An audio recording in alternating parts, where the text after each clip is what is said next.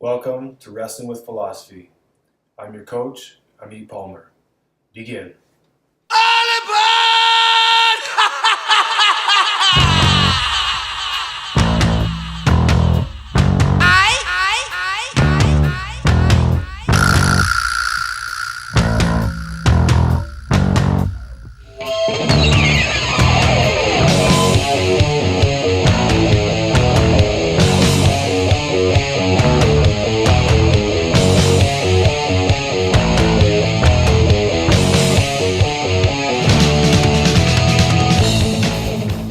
Hey guys, welcome back to Lecture 2 of Intro to Ethics.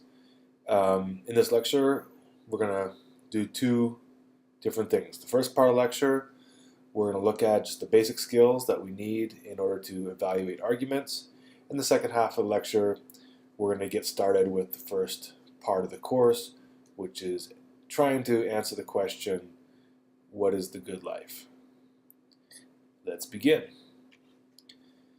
Outside of the philosophy classroom, a lot of people think that an argument is merely contradicting a claim. So suppose someone says it's wrong to carry a gun in a public school. Someone else says, no, it isn't. They consider that to be an argument. Well, in philosophy, merely contradicting a claim is not an argument. What we mean by argument is something more technical. What we mean is a set of reasons in support of a claim. And in philosophy, although we are interested in conclusions, in the final claim, we're actually even more interested in why we think that the claim should be considered true. In other words, we're more interested in the reasons that support the claim than the final claim. Let's think about why. Well, it matters because even if two people agree on the conclusion, if they disagree on the reasons why that conclusion is true, then we will apply that conclusion differently to different situations. Let me give you an example. Most reasonable people agree that it's wrong to kill innocent people, but why is that true? Depending on how we support the claim, the principle will apply differently to different situations. Some argue it's true for utilitarian reasons. For example, you should always do what creates the greatest amount of happiness or pleasure for the greatest number of people. Others argue that it's true because people have an inviolable right not to be messed with. If I'm a utilitarian, then it will be okay for me to kill an innocent civilian when it creates the greatest amount of happiness for the greatest number of people. If I hold a rights-based view, then I can never rightly kill an innocent civilian, no matter what the circumstances. In short, the reasons why we think things are true matter, even if all sides agree on the conclusion. Discovering and examining supporting reasons is the primary work of philosophy. Alright, before we look at how to examine arguments, we need to get some technical terminology out of the way. The first term you're going to need to know is validity. Validity refers to the structure of an argument. An argument is valid when its conclusion follows necessarily from its premises. Now, it's really important that we distinguish between the structure of an argument and its content. Let me give you an analogy. Suppose I want to know whether something is a triangle, and I say, I know it's a triangle because it's yellow. That doesn't make any sense. We know a triangle is a triangle because of its structure. It has three sides. It doesn't matter what its color is. And this is analogous to argument evaluation. The structure of an argument is something completely different from its content. Okay, when we refer to the content of an argument, we're interested in truth or falsity. When we refer to the structure of an argument, we're interested in validity, which is, does the conclusion follow necessarily from the premises? Just to recap, an argument is valid if its conclusion follows necessarily from its premises. an argument is sound if it's valid and all of its premises are true. So in order for an argument to be sound, it has to pass two tests. First of all, it has to have a good structure, or a valid structure, where the conclusion follows necessarily from the premises. It also has to have all true premises. Because we can have an argument that's valid, but its premises are false. Just like we can have a triangle that has any different color. So it's really important to keep those two things distinct. Now, keeping these two criteria in mind, this allows us to make an inference about how we evaluate arguments. So when we look at any argument, we want to see, does it have a valid structure? So is it an argument where the conclusion follows necessarily from the premises? If not, then we can criticize the argument on those grounds. The other thing we can do is we can go through each premise and we can evaluate the content of the argument. Is each premise true? Let's look at a couple examples. Here's some practice. Practice A. All cats are pink. Bob is a cat. Therefore, Bob is pink. So is that argument valid? And is that argument sound? Those are two distinct criteria. Go ahead and evaluate. Hit pause if you need to. Second question. If you use your cell phone in class, you will miss out on great wisdom. You didn't use your cell phone in class. Therefore, you didn't miss out on great wisdom. So now check that argument for both validity and soundness. Another example. If you want it, then you should have put a ring on it. You shouldn't have put a ring on it. Therefore, you didn't want it. D. If you're hungry, then we can go to lunch together. We went to lunch together. Therefore, you were hungry. Last practice.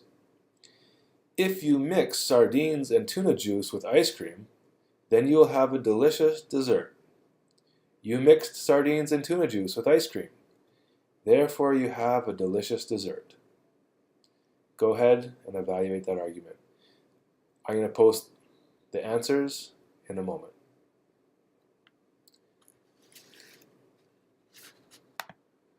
Let's see how you did. In A, the answer should be valid but not sound. Because if all cats are pink, and Bob is a cat, then it follows that Bob is pink. Now, it's not sound because it's false that all cats are pink. So, A is valid but not sound. Let's look at B. If you use your cell phone in class, you will miss out on great wisdom. You didn't use your cell phone in class, therefore you didn't miss out on great wisdom. This is called denying the antecedent. This argument is invalid. The first premise tells us what will happen if you use your cell phone in class. So I know what will happen if you use it in class, but I don't know what follows if you don't use it in class. So maybe you don't use your cell phone in class, but you end up daydreaming, and you still miss out on great wisdom. So just because you didn't use your cell phone doesn't mean you acquired great wisdom. You could have not paid attention for other reasons. Now, is the argument sound? I don't know. That's going to vary on the individual, but really we're interested in validity here. The argument is not valid. C. Question C is valid. If you want it, then you should have put a ring on it. You shouldn't have put a ring on it. Therefore, you didn't want it. This argument structure has a special name called modus tollens. Now, I don't know if it's sound or not. I'm not in your life and watching to see who you're giving rings to. So I can't evaluate the soundness, but I can evaluate the validity for that argument. Practice question D is invalid. I can't evaluate soundness again because I'm not in your life. watching you, who you're eating lunch with and who you're not eating lunch with. But the structure of the argument is invalid. If I know that if you're hungry, then we go to lunch together, and we go to lunch together, it doesn't follow necessarily that you're hungry. Maybe you were. There are other reasons why we could have gone to lunch together. Maybe you just like wanted to hear some great wisdom, and so you came to lunch with me. Happens a lot. All right, practice question E. If you mix sardines and tuna juice with ice cream, then you'll have a delicious dessert. You mixed sardines and tuna juice with ice cream, therefore you have a delicious dessert. This argument is valid. The conclusion follows necessarily from the premises, but most people will probably deny the truth of the first premise. Most people, whoa, that was a bug.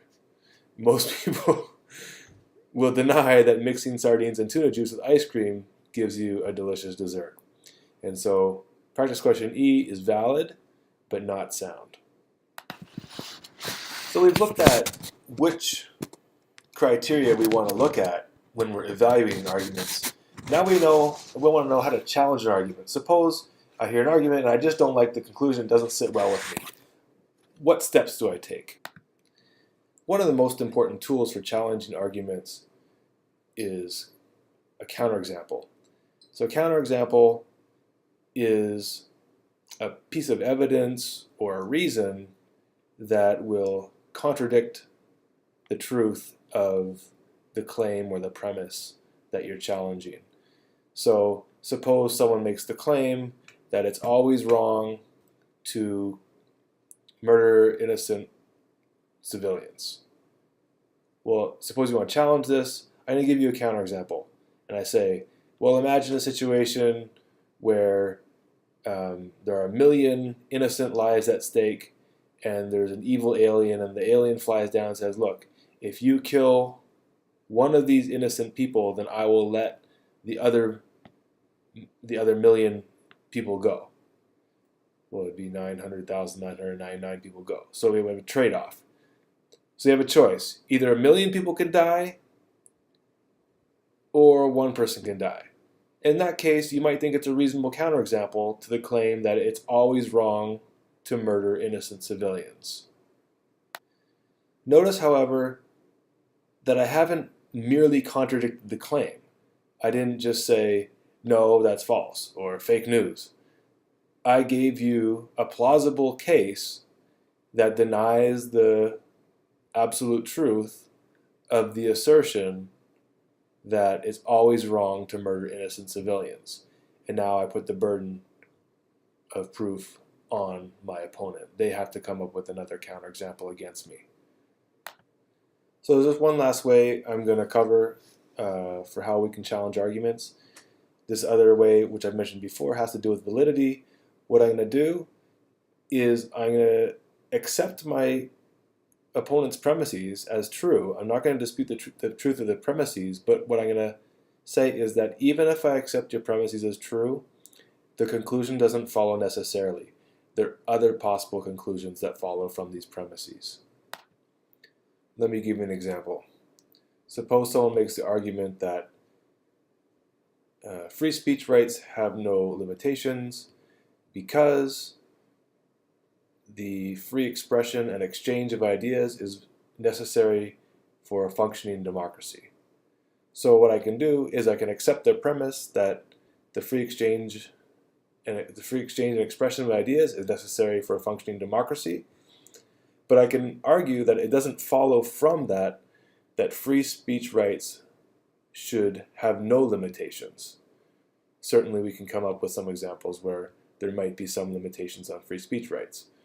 So the method here is to show that even if I accept your premises, your conclusion doesn't follow necessarily. There are other possible conclusions that follow from your premises. Before we get into any of the readings, I just want to get you guys thinking about some of the issues. So here's something to think about. Suppose you have to choose.